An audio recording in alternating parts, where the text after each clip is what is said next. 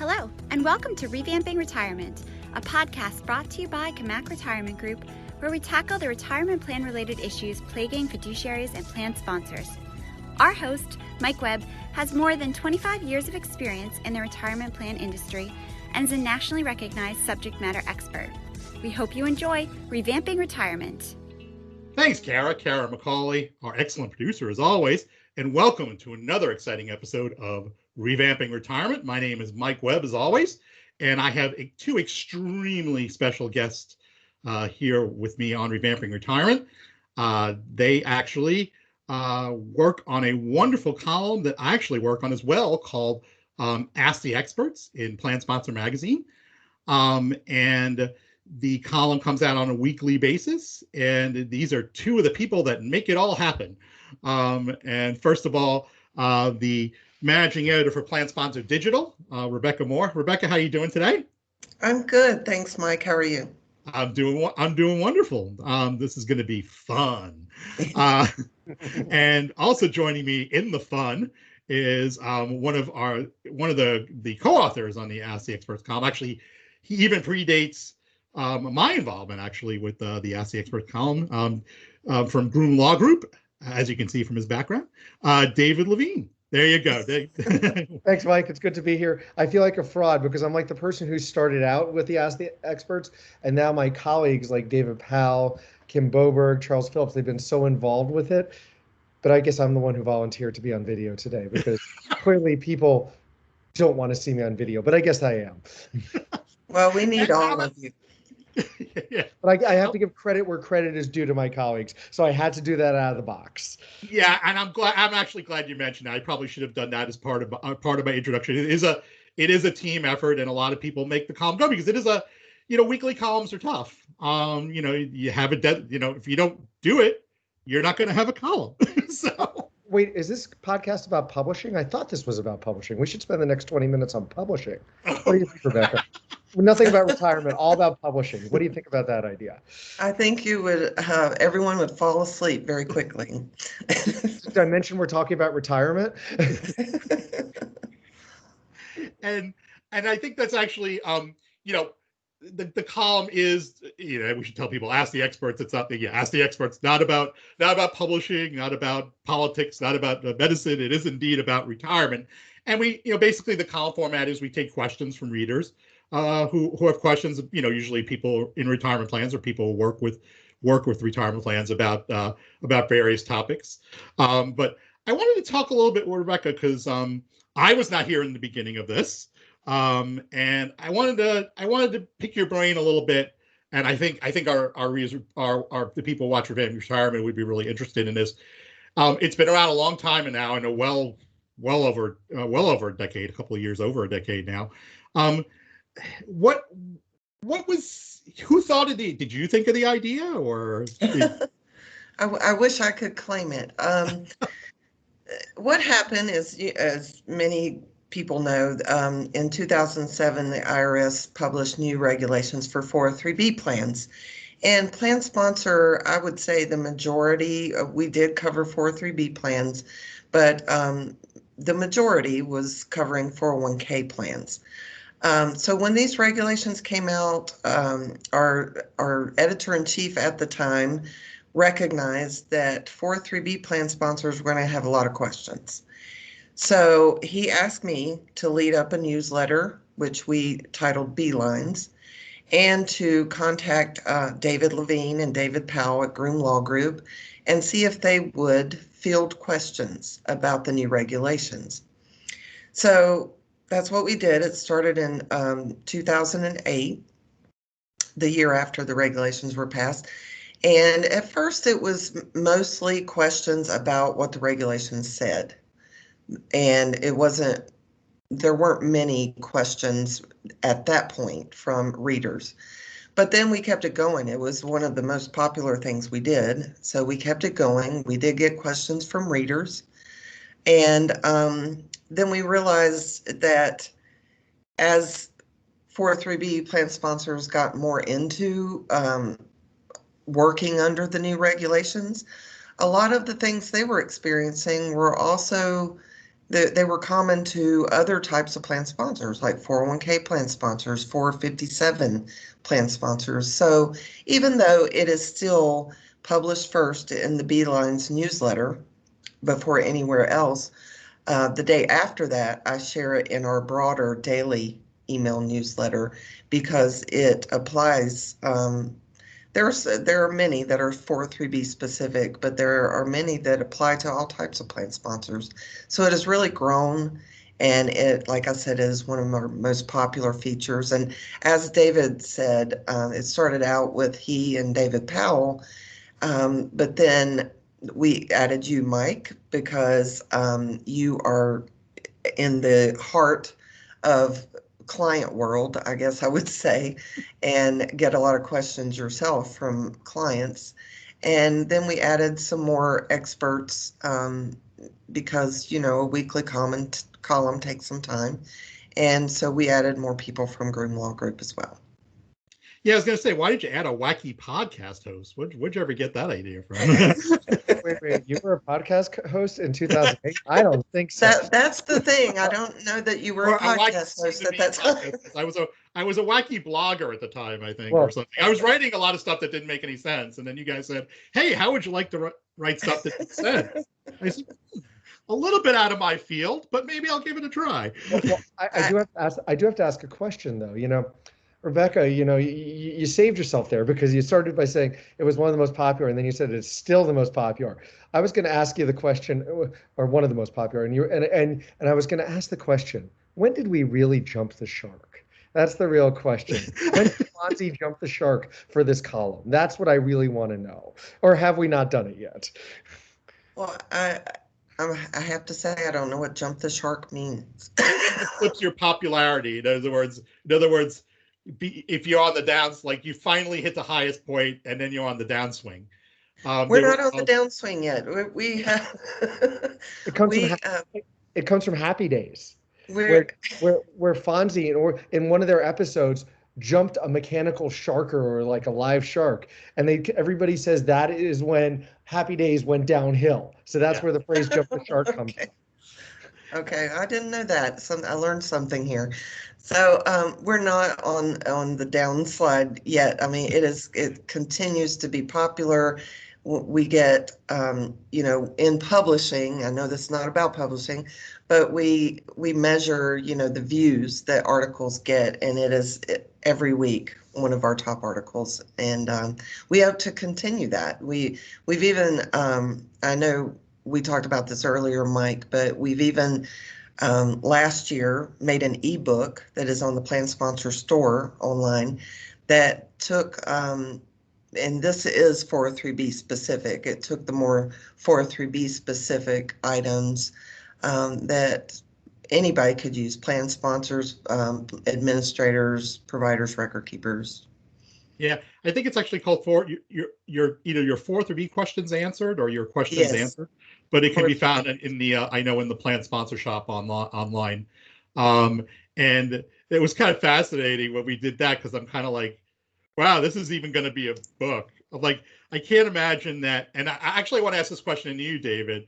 When you first started doing this, because that was about over a year before me, did you ever think that it was going to be like, I mean, it's everywhere. I mean, I can't, emails I have, that I open every day, even if Plan Sponsor isn't publicizing it, someone else is publicizing it. And did you ever think that this would that this would take off, or were you like, you know what, this seems like a good idea, but maybe it'll last a year. And now we're like, 13 years later or whatever. I never had like a beginning, end, or finish point on it. In my view, I was like, oh, let's give it a try. But it's fascinating to know where it pops up at this point. So we should say thank you to Rebecca, who both suffers and shepherds us at the same, or at least me, suffers and shepherds us all the time. But it's fantastic. And Rebecca, you said it so well. It's kind of, it takes a village, to sound like the Hillary Clinton book. It takes a little bit of a village to do this. That's why we have more and bring in more people to do it, because it takes a lot of time and effort. And I actually have to throw the nice words back to you, Mike. This is my Love Fest podcast, I guess, of the day today. But, you know, for the readers who don't know, Mike writes so many of these and comes up with so many of these. He's being nice about everybody else, but for Mike, we would not be anywhere where we are today. So thank you, Mike. Oh, I appreciate that. Also being honest here. What a strange thought for a lawyer. No, honesty will get you everywhere on the Retirement Plan podcast. And you are very handsome too. Oh, thank you. I know. I thought I had a face for radio, but that's for another podcast. But I want to also get back. You didn't. You called it Ask the Experts in the beginning, and I was like curious. And it's been great because that's kind of evolved over time. Where, a lot of people don't even. I know people who are in the who work in the 401k field read the column every week. It was fortuitous in a way that you didn't call it like the 403B Ask the Experts or something like that in the beginning. Because actually, we did. We called it B lines Ask the Experts, but we dropped the B lines, even though we still do that. That's an email newsletter that we put out twice a week. But we dropped that because, as I said, it got to where many of the questions would apply to so many other plan types. So it was actually called B-Lines Ask the Experts. I think he was actually even called, if I remember correctly, because when I got invited to do the column, I looked at the archives. I think it was actually even called Ask the Expert for like a column, like for a column or two in the beginning. Right. Yeah. It was just pretty much David and because we alternated who wrote them back then instead of Mike doing all of it today. But anyway, keeping going. So there wasn't really a whole host of experts like we have Not today. like now, no. Not like now, no. Another thing I like about the column, and interesting to get you guys' thoughts on it, is that yes, we get a lot of reader questions, but we also have questions where like I've put questions in the column where literally 100 people have asked me the very same question, and now it's kind of nice because if someone internally or a plan sponsor externally ask me that same question, I can say, I'll explain to them what the answer is, as I indicated in my, Ask the Experts column.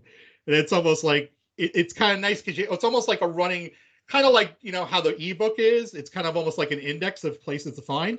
I mean, right. I could tell you probably more often than not nowadays, even though I do get very complicated questions from time to time, more often than not, the columns are going to answer probably more than 50% of my general questions that I get from even column readers too. Yeah, Mike, there's been many examples of the questions we get from readers, and I have to rely on you a lot for memory because I'll come to you and say, I think we did this. Didn't we do this?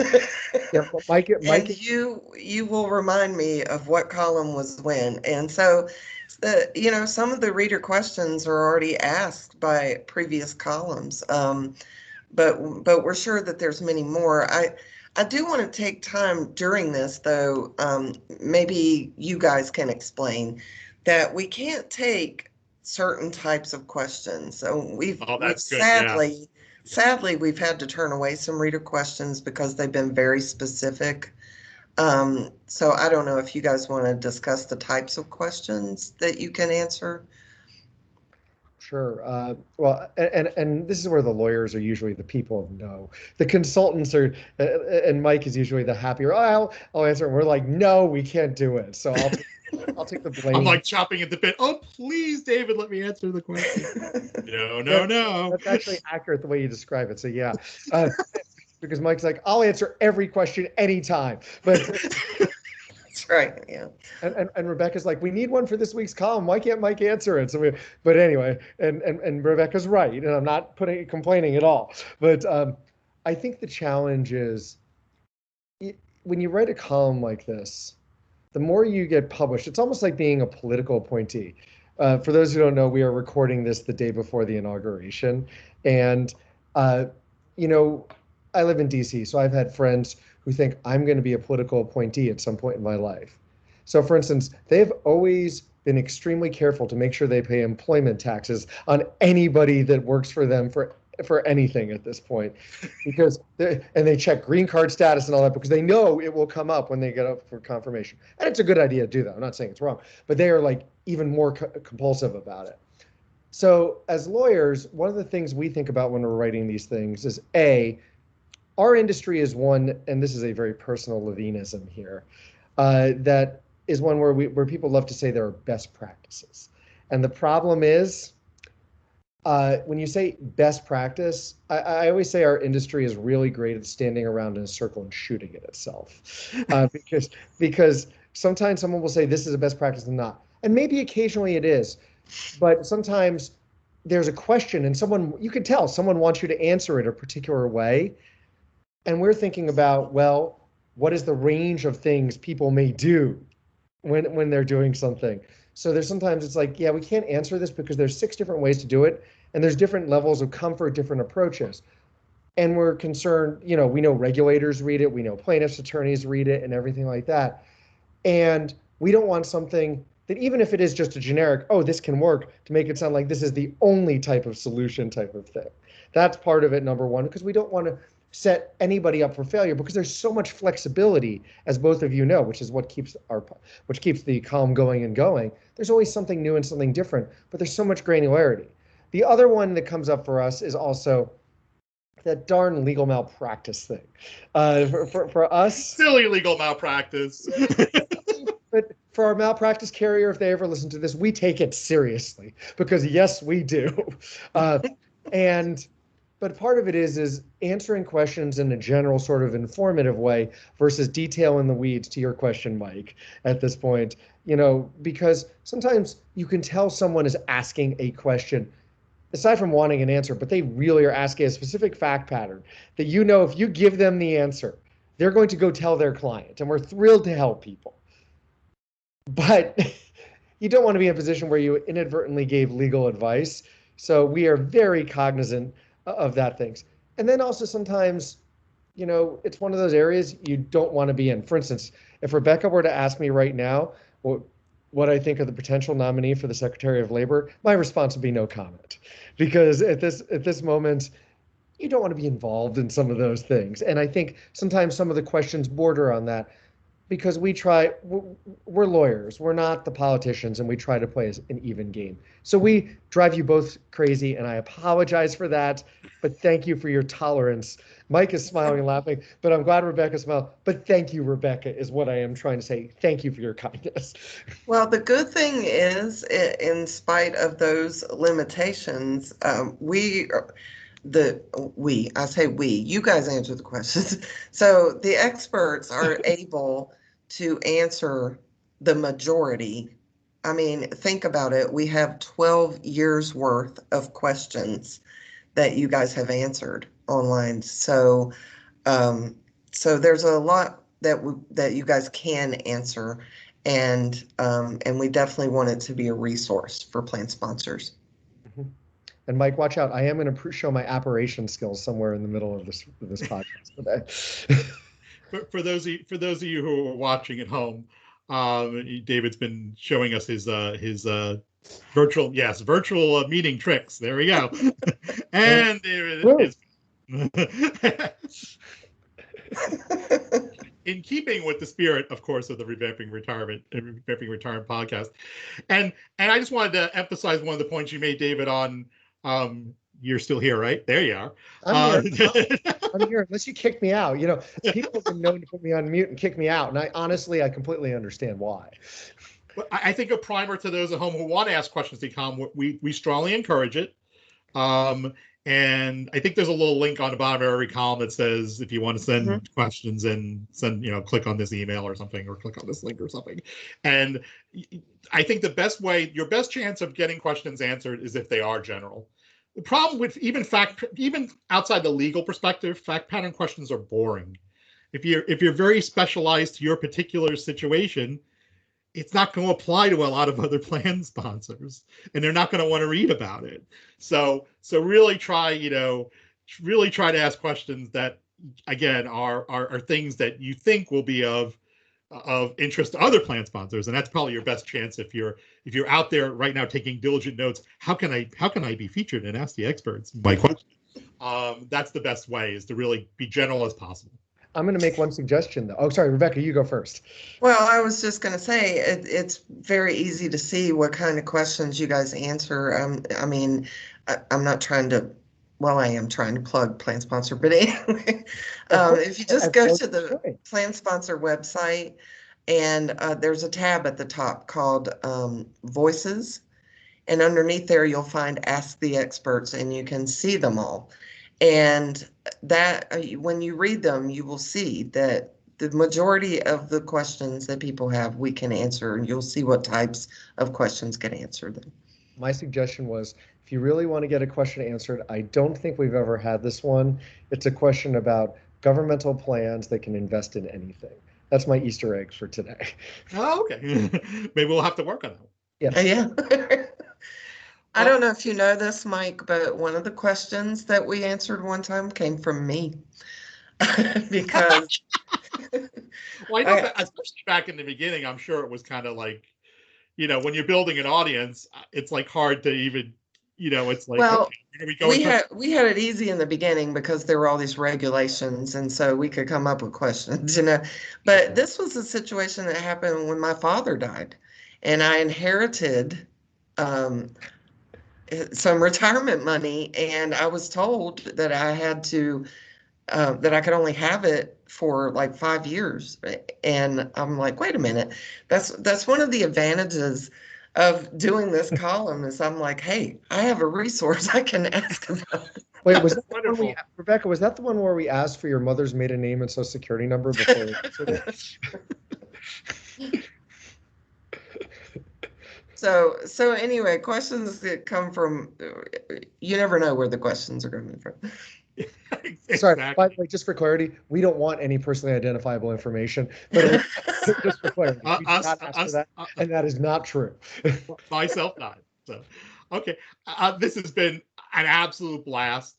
I wish we could go on all day, but of course we have podcast limitations, and people will want, as much as we think we're so entertaining, people are not going to want to watch us all day. So for my wonderful guest today, David Levina-Grunwald, Rebecca Moore of Plan Sponsor, our entire production team, of course, Kara McCauley, I'm Mike Webb, and this has been Revamping Retirement. The content in this podcast is for institutional investors and plan sponsors. The information is intended to be educational and is not tailored to the investment needs of any specific investor. All examples of investor gains and losses are hypothetical and intended to illustrate the importance of early saving and consistent retirement contributions over time. Investment decisions should be based on an individual's own goals, time horizon, and risk tolerance. Nothing in this content should be considered as legal or tax advice, and listeners are encouraged to consult their own lawyer, accountant, or other advisor before making any financial decision. Thank you for listening to Revamping Retirement.